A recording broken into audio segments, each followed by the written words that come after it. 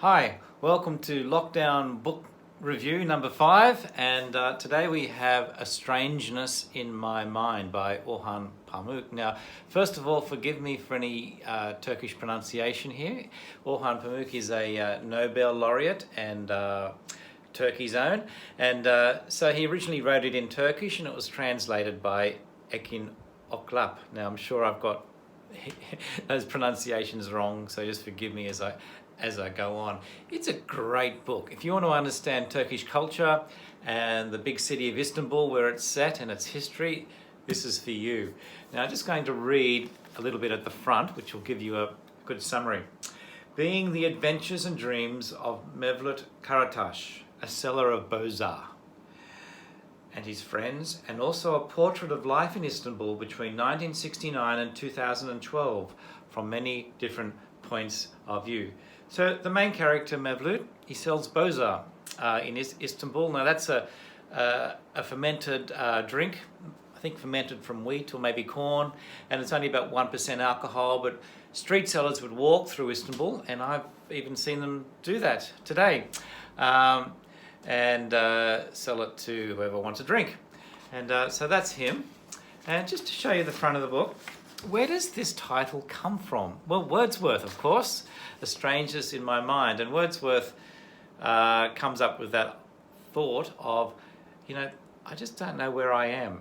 And Pamuk writes, in a city, you can be alone, in a crowd. And in fact, what makes the city a city is that it lets you hide the strangeness in your mind inside its teeming multitudes.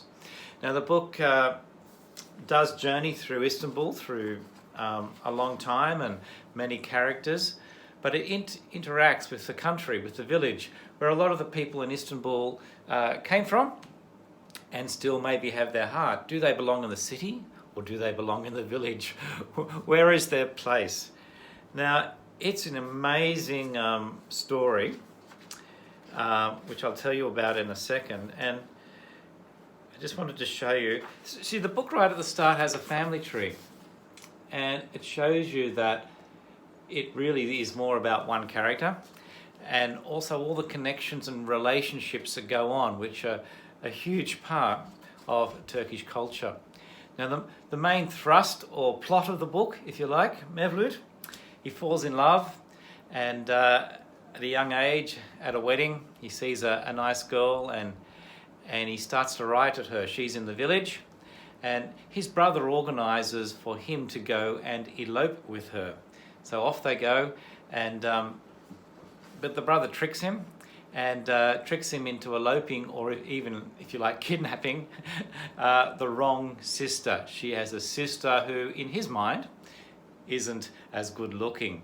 So in the night, they kidnap, elope with the wrong girl, and her name is Raya, and again, I've pronounced that wrong, I'm sure.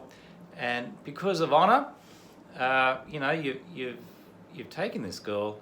He marries her out of honor, and so the story goes about learning to love, and what is the kismet? What's the destiny? I thought I was destined to marry the other girl, but here I am with this girl, and so the story goes on. I'll just read the first paragraph of the book. This is the story of the life and daydreams of Mevlut Karataş, a seller of Bozar and yogurt. Born in 1957 on the western edge of Asia, in a poor village overlooking a hazy lake in central Anatolia. He came to Istanbul at the age of 12, living there in the capital of the world for the rest of his life. When he was 25, he returned to the province of his birth, where he eloped with a village girl, a rather strange affair that determined the rest of his days. Returning with her to Istanbul, he got married and had 2 daughters. He took a number of jobs without pause, selling his yogurt, ice cream, and rice in the street and waiting tables.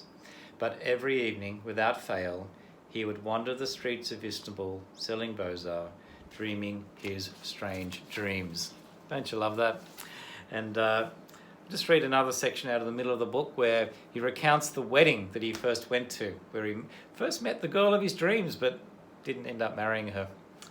Mevlut was looking at the girls sitting with the bride at the far table when Haji Hamid Vural came in with his men. All heads turned as he walked in, and he was immediately surrounded by people wanting to kiss his hand.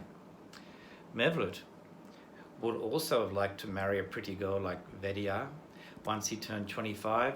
This would only be possible after making lots of money and gaining the protection of someone like Haji Hamid. He understood that for this to happen, he would have to go and do his military service, work very hard, and leave the yogurt to find a proper occupation or run a shop. Isn't that great? So, recommended. I'd thoroughly recommend reading this book, and if you've got time, and you have a great day.